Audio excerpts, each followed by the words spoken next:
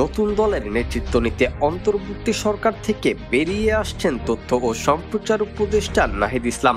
সামাজিক যোগাযোগ মাধ্যম সহ মূলধারার গণমাধ্যমগুলোতে এমন গুঞ্জন চলছে বেশ কয়েকদিন ধরেই। ঘটনা পরিক্রমায় জাতীয় নাগরিক কমিটি এবং বৈষম্য বিরোধী ছাত্র আন্দোলনের নেতাদের সঙ্গে যোগাযোগ করে গণমাধ্যমগুলো এখন অনেকটাই নিশ্চিত যে গুঞ্জন সত্যি হতে কেবল সময়ের অপেক্ষা মাত্র।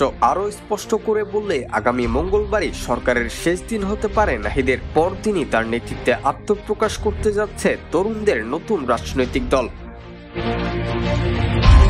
সূত্র মতে, আগামী বুধবার ২৬ ফেব্রুয়ারি জাতীয় সংসদ সংলগ্ন মানিক মিয়া এভিনিউয়ে আড়ম্বরপূর্ণ আয়োজনের মধ্য দিয়ে দলটির আত্মপ্রকাশ হতে যাচ্ছে।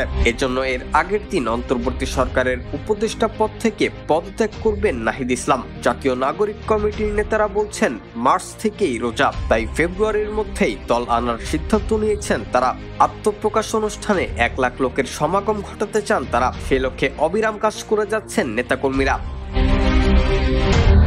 এদিকে আত্মপ্রকাশের সময় প্রায় চূড়ান্ত হলেও দলের নাম ও সাংগঠনিক কাঠামো এখনো রহস্য তৈরি করে রাখা হয়েছে। শীর্ষ পদগুলো নিয়ে সমঝোতায় আসতে জাতীয় নাগরিক কমিটি ও বৈষম্য বিরোধী ছাত্র আন্দোলনের নেতাদের মধ্যে শেষ মুহূর্তের আলোচনা চলছে। তবে জুলাই বিপ্লবের সময় সামনের সারিতে থাকা ছাত্র নেতারাই নতুন রাজনৈতিক দলের শীর্ষ পদগুলোতে আসছেন, এটা অনেকটাই নিশ্চিত।